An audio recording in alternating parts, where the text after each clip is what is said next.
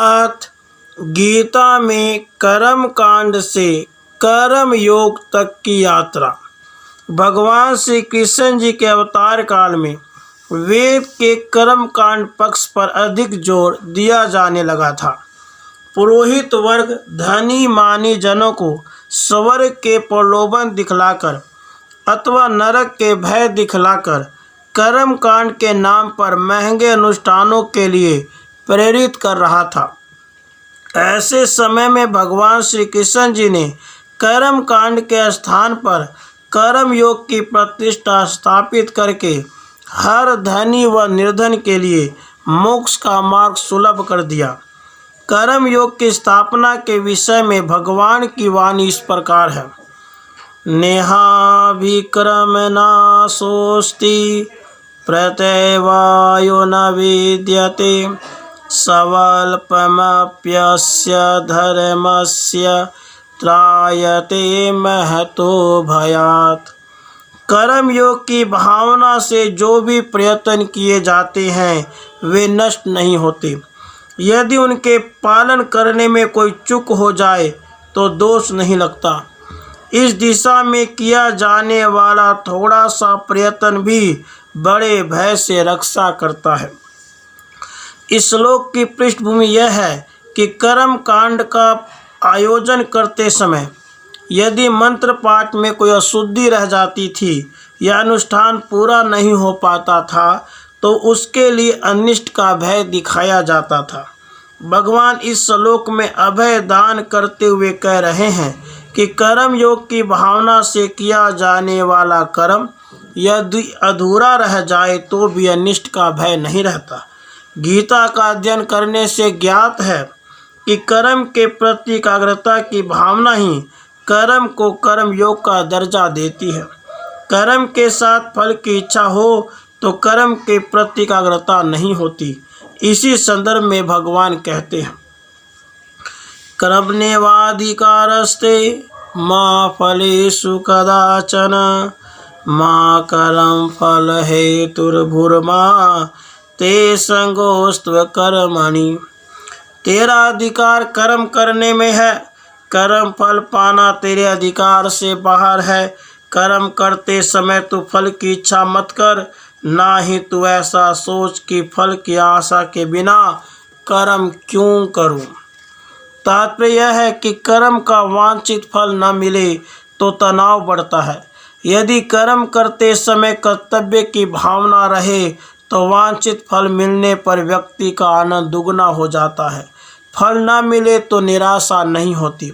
इस श्लोक में भगवान अर्जुन को सचेत करते हैं कि फल की अनिच्छा तुझे कहीं निठल्ला न बना दे, इसलिए तू कर्म करता रह। इसी संदर्भ को आगे बढ़ाते हुए भगवान अर्जुन से कहते हैं, योगस्थ कुरु कर्माणि संगम त्यक्त्वा धनंजय सिद्धय सिद्धयो समो भूत्वा समत्वम योग उच्यते। हे अर्जुन, कामना को त्याग कर सफलता को एक समान मानकर तो कर्म के प्रति एकाग्र हो। कर्म फल के मिलने न मिलने से मन की अवस्था एक समान रहे, इस अवस्था को कर्म योग कहते हैं। दूरेन हयवरम कर्म बुद्धि योगा धनंजय बुद्धौ शरणमनिच्छव कृपणा फल हेतवः।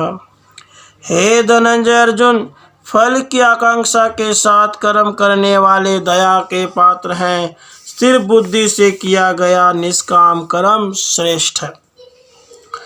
बुद्धि युक्तो जहातिह उभो सुकृत दुष्कृते तस्माद् योगाय योगः कर्मसु कौशलम।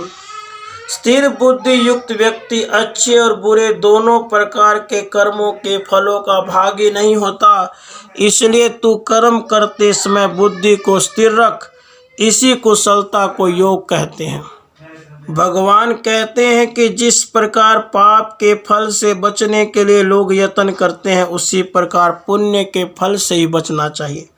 क्योंकि व्यक्ति पुण्य करे या पाप करे, इन दोनों स्थितियों में पाप या पुण्य का फल पाने के लिए अच्छी या बुरी योनि में जन्म लेना पड़ता है। जन्म मरण के बंधन से मुक्त होने का उपाय यह है कि व्यक्ति कर्म करके फल की कामना त्याग दे। कर्म फल के त्याग का भाव भगवान अगले श्लोक में बताते हैं। कर्मजं बुद्धि युक्ता ही फलम त्यक्त्वा मनीषिणः जन्म बंध विनुर्मुक्ता पदम गच्छत्वनामयम्। स्थिर बुद्धि वाले ज्ञानी जन कर्म के फल का त्याग करके जन्म बंधन से मुक्त होकर परम पद अर्थात मोक्ष पद पाते हैं। कर्म का फल इच्छा के अनुसार न मिले तो निराशा मिलती है, फल इच्छा के अनुसार मिले तो अहंकार बढ़ता है। दोनों स्थितियों से जीव को बचाने के लिए भगवान 18वें अध्याय में कर्म का विश्लेषण करते हैं। पंचतानि महाबाहो कारणानि निबोध में सांख्य कृतांत प्रोक्तानि सीधये सर्व कर्म नाम। हे महाबाहु अर्जुन, सही प्रकार के कर्मों को पूर्णता तक पहुँचाने के लिए सांख्य शास्त्र में 5 मूल कारण कहे गए हैं, इन्हें तो मुझसे समझ। अधिष्ठानम तथा कर्ता करणम च पृथग्विधम् विविधाश्च पृथक् चेष्टा दैवं चैवात्र पंचमम्। कर्म का एक कारण पंच भौतिक देह है जिसे कर्म का आधार कहते हैं। दूसरा कारण आत्मा है जिसे कर्ता कहते हैं। तीसरा कारण इंद्रिय है जिन्हें कारण योनि औजार कहते हैं। चौथा कारण इंद्रियों की क्रियाएं हैं जिन्हें चेष्टा कहते हैं। पांचवा कारण भाग्य है जिसे देव कहते हैं। शरीर वांग मनो वीर्यत्कर्म प्रारभते नरः न्याययम वा विपरीतम वा पंचते तस्य हेतवः। मनुष्य शरीर, वाणी और मन द्वारा जो भी कर्म करता है वह इन 5 कारणों के मेल का परिणाम होता है। पुराने समय में प्रभु जनों के निष्कर्मों को सांख्य शास्त्रों के अंतर्गत लिया जाता था। कर्म सिद्धि के 5 कारणों में भगवान ने देव को भी एक कारण बताया है। देव शब्द के माध्यम से भगवान कह रहे हैं कि सृष्टि के बहुत से नियम ऐसे हैं जिनको जानना हर व्यक्ति के लिए संभव नहीं है। वे सब अज्ञात कारण देव कहे जाते हैं। भगवान द्वारा अर्जुन को यह सब बताने का उद्देश्य यह है कि यदि व्यक्ति कर्म की सफलता का श्रेय लेना चाहेगा तो उसे कर्म के विफल होने का पश्चाताप भी होगा।